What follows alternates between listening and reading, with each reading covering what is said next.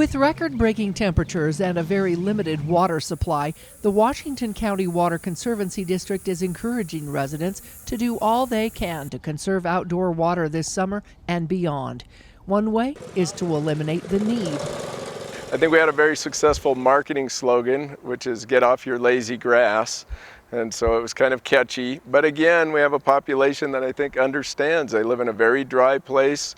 We haven't had any rainfall in more than 70 days. The Get Off Your Lazy Grass rebate program will typically pay $2 per square foot for replacement, depending on the area replaced. The rebate is $2 per square foot for the first 5,000 square feet and $1 per square foot for any square footage beyond 5,000 square feet, and a single customer can get up to $100,000 per year. You have up to a year to do your project and complete it. But unlike energy rebate adjustments, the government still hasn't allowed this money to be tax-free. There is frequently a bill pending on Capitol Hill to get exemptions for these water efficiency rebates. And so we're always hopeful that we'll be able to push that through. Washington County residents and even cities and business entities who choose to replace parts of their lawns with desert landscaping are reaping the benefits of a lower water bill, as well as helping to save water. Over the last year and a half, we've had more than 1,200 projects that have come into this program, and that's 1.6 million square feet of lawn grass that's been converted to water efficient landscaping. That's saving us about 76 million gallons of water per year.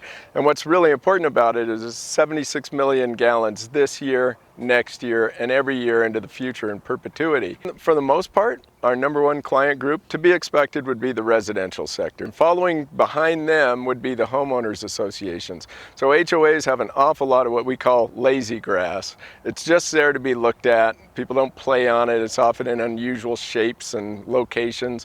And so the HOAs are reevaluating what they're doing with their water, but we're also seeing the commercial sector and the institutional sector do projects as well.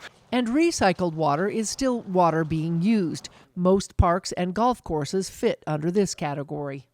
Because one of the measures of efficiency is how much value did I provide to the community. And on a municipal course, you're going to get many more golfers through a course than you would on a private course that has very high greens fees and is kind of an exclusive experience. I think what's important is that the golf industry know that people want to know what they're doing, and that people understand what the golf industry is doing to try and pitch in. Typical watering time is 10 to 20 minutes, depending on the turf and the style of spray. And then some of the most efficient sprinklers are those that shoot streams of water. They actually put on less water, and so they may have a longer run time. So it's really important that people understand what their equipment is, what it does. And if you see some brown spots, Bennett suggests checking your irrigation system using a simple can method. Collect yourself 6 tin cans of the same size. So maybe you're always opening a can of beans, just save those bean cans. Go put those 6 cans out on your lawn and run the system, spread them out. If you have a brown spot, put one on the brown spot. If you have a spot you really like, put one on the green spot. Run that system for 10 minutes and go around and look in those cans, see how much water you caught. Because they're going to help you understand where the weak spots are in your irrigation system. And if you're looking for a more automated system, there are rebates on those as well. I'd also recommend that people consider getting a smart controller. And with state rebates, a smart controller is pretty darn close to free now. So you get a $75 rebate on a smart controller. A lot of controllers start at about $100.